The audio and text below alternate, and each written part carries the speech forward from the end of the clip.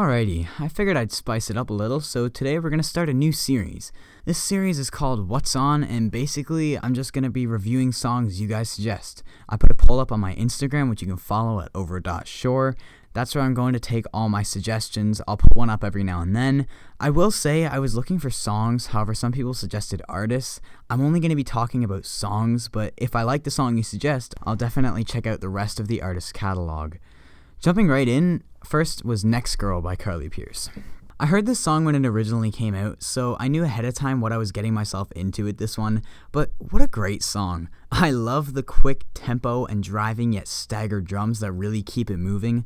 Lyrically, where do I begin? There's so much clever wordplay thrown all over this track. You can tell significant time and energy went into every single line, and I mean, what do you expect when Carly Pearce, Josh Osborne, and Shane McAnally come together on a track? 8 out of 10. Next was Long Haul by Ian Munsick. I believe that's how it's said.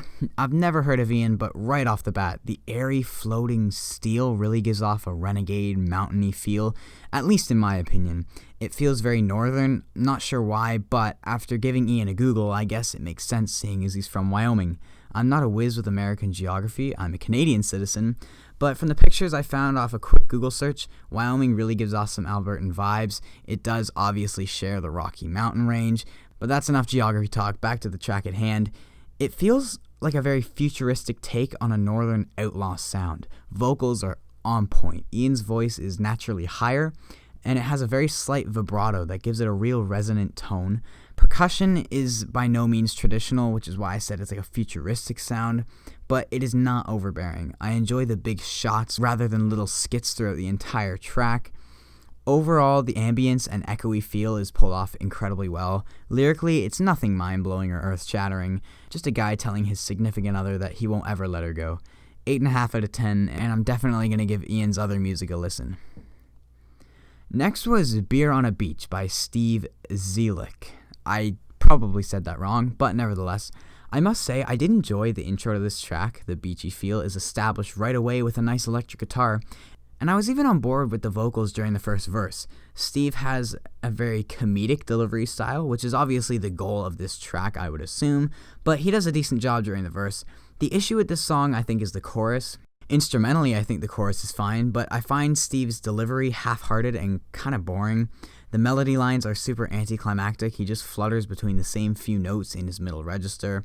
There's a disconnect between the instrumental and vocals of this track. It had potential, but the melody lines and almost droning delivery in a way kills what the track had going for it. 4 out of 10. Next up is I Would Be Over Me Too by Tyler Joe Miller. I'm not sure where, but I recognize Tyler, whether I've seen it on a radio or social media. I've definitely seen that cover before. This track has a real strength that really gets carried by Tyler's voice. It's so rich, almost like a younger Luke Combs. Luke Combs' voice is so big, it's hard to compare, but Tyler's voice is down that avenue, I would say. Lyrically, the song feels fresh. I can't tell if it's meant to be comedic or sad, but especially given the production, I would assume they're going down the comedic route. Almost like Tyler's looking back saying, dang, I'd be over me too in this scenario. Instrumental is great. Nothing stand out, but a very good track. If you enjoy Luke Combs, which I think most of us do, I think you'd really enjoy this track. It's kind of got that sound, and I'll definitely give more of Tyler's music a listen. 7.5 out of 10. Now I got Bar Downtown by Jon Pardi. I freaking love Jon Pardi, so this may be sort of biased, but there's a reason I love him. He puts out phenomenal music consistently, and the 2 tracks he released as a part of the Heartache Medication Deluxe album is no exception. I heard these tracks before it was suggested on my Instagram, but I'm still going to go over it here. Bar Downtown is such a great song. It fits the album perfectly. Jon's voice is something else in my opinion. I know it's divisive and very subject to your own opinion, but I love it. And for whatever reason, I love the chord progression and melody in the back half of the chorus. It just rubs me the right way. A genuine 9 out of 10. I've had this on repeat since it came out, and also, if you're curious, Beer Light would be an 8. Lyrically, nothing wild, but that song sounds so good. Those chimes, or whatever you want to call them, gives off such an old school vibe that just works so well with Jon's voice, act, catalog. Jon's on a roll right now, and he isn't slowing down with these 2 tracks. Lastly, I have an EP. I know I was saying tracks, but as a little exception, it wasn't mentioned in the Instagram, but Let me explain. Shelter from the Storm by Justin Fabus is an EP. Justin reached out to me and it was in a way humbling because it was the first time I've been messaged by a verified artist. So I gave his EP a listen and I wasn't disappointed, which is why I'm going to come on here and talk about it. Obviously, this is reviewing your guys' suggestions, but I'm going to throw some of mine in here every now and then, and this is one of them.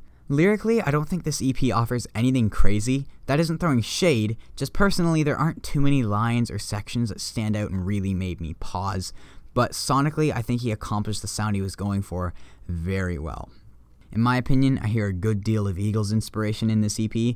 Even though Justin's a solo artist, the harmonies all over this thing are great. His voice is comparable to Eric Church's in the sense it has that nasally aggression. I get some real soft rock country, as I said, Eagles vibes when listening to this EP, which is why I think it stuck out to me. It's a sound we don't hear very often, and I think he did a great job with it.